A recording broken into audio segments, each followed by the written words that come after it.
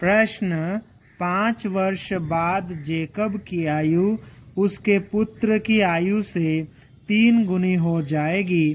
5 वर्ष पूर्व जेकब की आयु उसके पुत्र की आयु की 7 गुनी थी। उनकी वर्तमान आयु क्या है? इस प्रश्न में हमें जेकब और उसके पुत्र की वर्तमान आयु ज्ञात करना है। ठीक है, तो इस प्रश्न को हल करने के लिए हम लिखेंगे हल। माना कि जेकब की वर्तमान आयु बराबर x वर्ष तथा उसके पुत्र की वर्तमान आयु बराबर y वर्ष है। हमने जेकब की आयु को x वर्ष और उसके पुत्र की आयु को y वर्ष मान लिया है। इसके बाद हम लिखेंगे अब प्रश्नानुसार, और प्रश्न का पहला स्टेटमेंट, प्रश्न का पहला कथन हम पढ़ेंगे और उसको प्रश्नानुसार हम यहाँ पर लिखेंगे और एक समीकरण बनाएंगे। लेकिन उससे पहले हम रफ पेज में कुछ बातें समझ लेते हैं। ठीक है, जैसे हमारे पास में ये एक बालक है, ठीक है, और ये इसका पिता है। ठीक है, अब इस बालक की आयु, वर्तमान आयु, इस बालक की वर्तमान आयु 10 वर्ष है और इसके पिता की वर्तमान आयु 30 वर्ष है।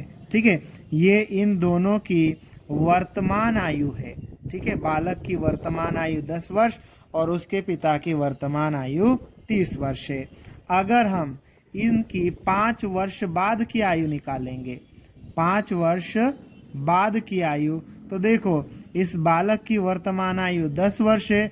5 वर्ष बाद इसकी आयु कितनी हो जाएगी? इसमें 5 जुड़ जाएगा, 15 वर्ष होगी।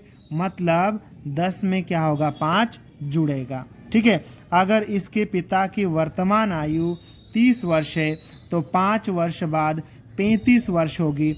मतलब इस 30 में 5 जुड़ेगा। तो जब हम 5 वर्ष बाद की आयु की बात करेंगे तो उसमें क्या करेंगे? 5 को जोड़ देंगे। अगर हमें 5 वर्ष पूर्व की आयु निकालना है, 5 वर्ष पूर्व, देखो वर्तमान आयु कितनी इसकी? 10 वर्ष। 5 वर्ष पूर्व कितनी आयु होगी? 5 वर्ष। कैसे निकाल लेंगे? 10 में से 5 कम कर लेंगे। ठीक है, इसके पिता की वर्तमान आयु 30 वर्ष है। 5 वर्ष पूर्व की इसकी आयु कितनी होगी? 25 वर्ष। ठीक है, ये 25 कैसे निकालेंगे हम? 30 में से 5 को माइनस कर देंगे। तो 5 वर्ष की पूर्व की आयु ज्ञात करना होगा हमें, तो 5 को माइनस कर देंगे। और 5 वर्ष बाद की आयु की बात करना होगा तो 5 वर्ष को जोड़ देंगे। ठीक है, इसी को ध्यान में रखते हुए हम प्रश्न को हल करेंगे।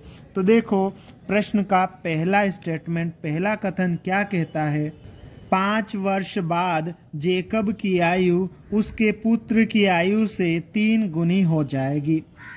प्रश्न के पहले स्टेटमेंट में, पहले कथन में क्या कहा जा रहा है? 5 वर्ष बाद की आयु की बात की जा रही है।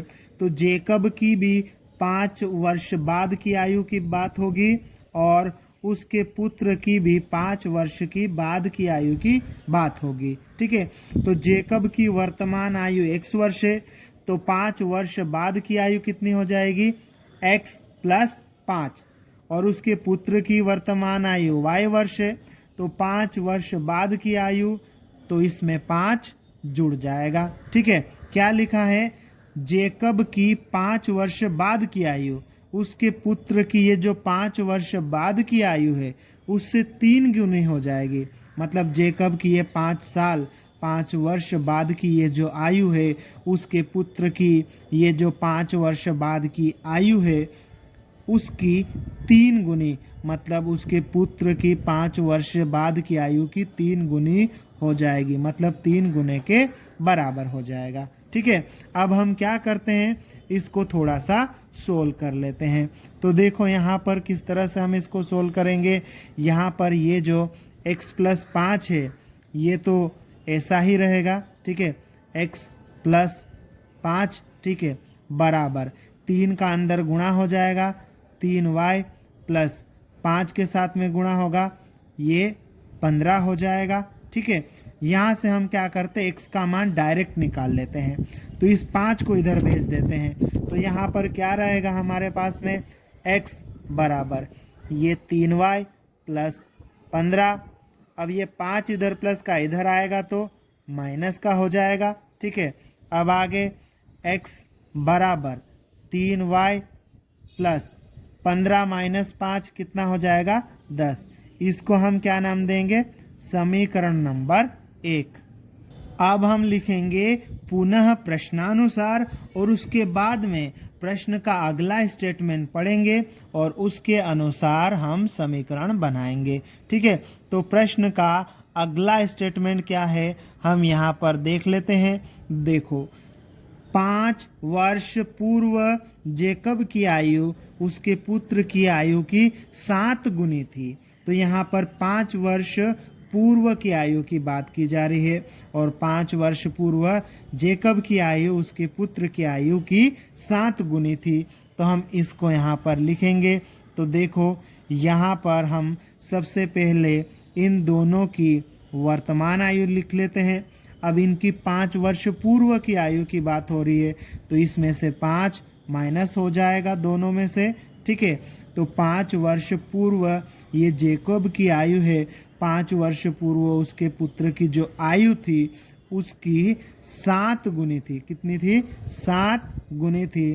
तो 7 गुने के बराबर थी। ठीक है, इसको हमने लिख लिया। अब हम इसको आगे सोल्व कर लेंगे। तो देखो यहाँ पर क्या हो जाएगा, ये x माइनस 5 तो रहेगा, x माइनस 5 बराबर 7 का अंदर गुणा करो 7y, फिर माइनस 7 का गुणा 5 के साथ में करेंगे, ये 35 हो जाएगा। ठीक है, अब हम यहाँ पर क्या करते हैं, x और y वाले को एक तरफ ले लेते हैं। ठीक है, और संख्याओं को दूसरी तरफ। तो ये x तो रहेगा, 7y को बराबर के इधर लाएंगे, उधर प्लस का था तो माइनस का हो जाएगा इधर आके, और ये माइनस 35 है। ठीक है, अब ये 5 जो है बराबर के इधर माइनस का है, उधर जाएगा तो प्लस का हो जाएगा। ठीक है, इस तरह से यहाँ पर x माइनस 7y बराबर माइनस 35 प्लस 5 कितना हो जाएगा, माइनस 30। और इसको हम क्या नाम देंगे, समीकरण नंबर 2। इस तरह से हमने 2 समीकरण बना लिए हैं, समीकरण नंबर 1 और समीकरण नंबर 2। अब हम इन दोनों समीकरणों को प्रतिस्थापन विधि से हल करेंगे। और जब हम प्रतिस्थापन विधि से हल करते हैं तो दोनों में से छोटा समीकरण लेते हैं और उससे x या y का मान निकालते हैं। लेकिन यहाँ पर हमने समीकरण 1 में डायरेक्ट x का मान निकाल रखा है। तो अब हम क्या करेंगे, समीकरण 1 में ये जो हमने x का मान निकाला है ना, इस मान को हम किस में रखेंगे, समीकरण नंबर 2 में। इसके लिए हम लिखेंगे समीकरण 1 से x का मान समीकरण 2 में रखने पर, और उसके बाद में समीकरण 2 को हम लिख लेंगे। अब समीकरण 2 में ये जो x है, इस x की जगह पर x का मान 3y प्लस 10 रखेंगे। तो इस x की जगह पर हम लिख देंगे 3y प्लस 10, फिर ये माइनस 7y और बराबर के इधर क्या है, माइनस 30। अब आगे और इसको सोल्व कर लेते हैं। तो यहाँ से हम क्या करेंगे, y का मान निकाल लेते हैं। तो y वालों को इधर ही रहने दो। तो देखो, ये रहेगा 3y माइनस 7y बराबर माइनस 30। अब देखो, ये जो 10 है बराबर के चिन्ह के उधर प्लस का था, इधर जाएगा तो माइनस का हो जाएगा। ठीक है, तो ये 3y माइनस 7y कितना आ जाएगा, माइनस 4y बराबर माइनस 30 माइनस 10 कितना हो जाएगा, माइनस 40। यहाँ से हमें y का मान निकालना है। y के साथ में ये जो माइनस 4 है ये गुणा में है, बराबर के उधर जाएगा तो बटे में आ जाएगा। y बराबर माइनस 40 और इस माइनस 40 के बटे में क्या आ जाएगा, माइनस 4। माइनस से माइनस को भाग देंगे या माइनस से माइनस कैंसिल हो जाएगा, तो ये प्लस में उत्तर आने वाला है। और 40 में 4 से भाग देंगे तो कितना आएगा, 10 आ जाएगा। इस तरह से y का मान कितना जाएगा, 10। अब हम y के इस मान को किस में रखेंगे, इस मान को हम समीकरण नंबर 3 में रखेंगे। इसके लिए हम लिखेंगे y का मान समीकरण 3 में रखने पर, और उसके बाद में समीकरण नंबर 3 को लिख लेंगे। समीकरण 3 में ये जो y है, इस y की जगह पर y का मान रखेंगे तो ये x आ जाएगा, वैसा ही बराबर भी 3, और y जो है 3 के साथ में गुणा में है तो 10 जो आएगा वो भी 3 के साथ में गुणा में आएगा, प्लस 10। अब आगे x बराबर 3 गुणित 10 कितना हो जाएगा, 30 प्लस 10। अब आगे x बराबर 30 प्लस 10 कितना हो जाएगा, 40। इस तरह से हमें x का मान 40 और y का मान 10 मिल गया है। x और y को ही हमने जेकब और उसके पुत्र की वर्तमान आयु माना था, अतः हमें उन दोनों की वर्तमान आयु मिल चुकी है। इसे हम व्यवस्थित लिख लेते हैं। अतः जेकब की वर्तमान आयु 40 वर्ष तथा उसके पुत्र की वर्तमान आयु 10 वर्ष है, और यही हमारा उत्तर है।